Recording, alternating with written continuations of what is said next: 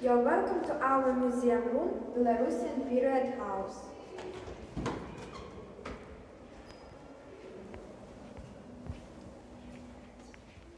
Our great-grandfathers and grandmothers used to live in the houses like this one, long time ago, practically 100 years ago. Here you can see the scenes that belong to our ancestors. They are from 50 to 100 years old. All these exhibits had been donated to our museum room by our teachers and pupils. And now, if you don't mind, we invite you to listen to a true story about one family that lived long time ago. Once upon a time, there lived young people, Martin and Eva. They fell in love and decided to get married. Martin was hardworking and diligent. He built a new house for his beloved wife. The house was tiny, and there was only one room in it, like this one where we are now. After the wedding, Martin took his wife and carried her over the threshold. He did it in order to protect Eva from the ancestors, because the threshold was considered to be the death area. Our ancestors used to burn the dead in the special ritual place, and the ash used to be buried under the threshold. It was believed that our ancestors protected their nearest and dearest in that way, and when you stepped on it, you could disturb them. The bride had to take her dowry into her husband's house. Look at this chest. It was there where a young wife kept her dowry. Imagine, the wedding was over, and Martin and Eva's friends delivered this heavy chest and left it in this room. Eva opened it and took an icon out of it. It was the icon that her dad bought in 1905. Then Eva took a towel and decorated the icon with it. The towel was beautiful. The young wife had weaved and embroidered it herself. Eva put the icon into the red corner.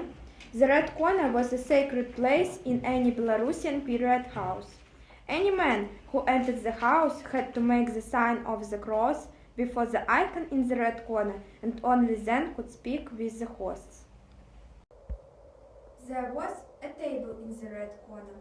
Eva spread a tablecloth over the table. In general, it used to be an exceptional place in our ancestors' house. It used to be covered with a cloth only during great holidays. It was prohibited to sit on it or to put any things or keys there. In her chest, Eva had 2 pillows, some carpets, linen. Eva made the bed, and the young couple were happy in their tiny, cozy house.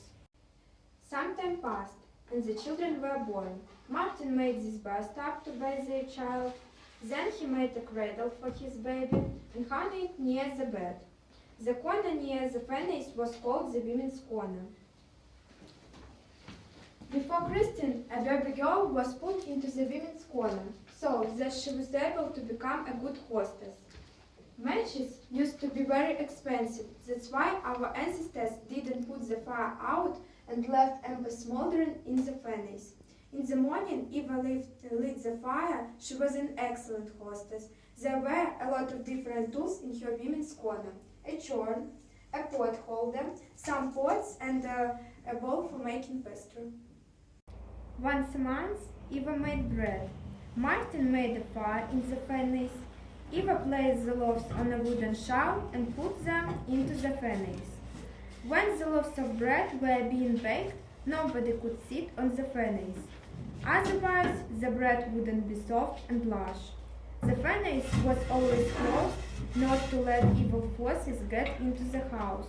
Nobody argued or quarreled near the furnace, or it could punish them.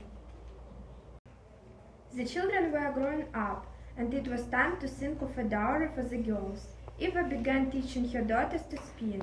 Martin made one modest staff for the elder daughter Marusia. Eva and Marusia took the yarn, tied it to the trough.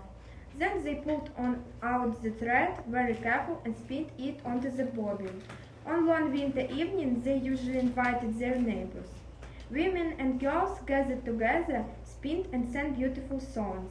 When all the thread was ready, Martin brought the spinning wheel and Eva began weaving canvas. In spring, the canvas was unrolled in the meadow to let the sun whiten it.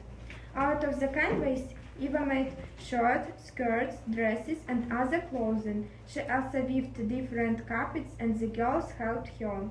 All the dowry was kept in the chest. Martin and Eva's family grew bigger. There were 4 girls and 2 boys in it. The family was united and close-knit. Everybody helped each other in every way. Once in 2 weeks they washed linen. The boys carried the dirty linen to the river. The girls put it on the stone lying in the water and washed it with the help of glitter, a wooden tool for washing and grain threshing. Later, dried linen was ironed with the help of a roller. Later, Martin bought an iron which worked with the help of odd embers put inside. In general, all children were hardworking and helpful. One day, Martin bought an interesting book. He was fond of reading and taught his children to read. There were some riddles in the book. All children were able to solve them very quickly.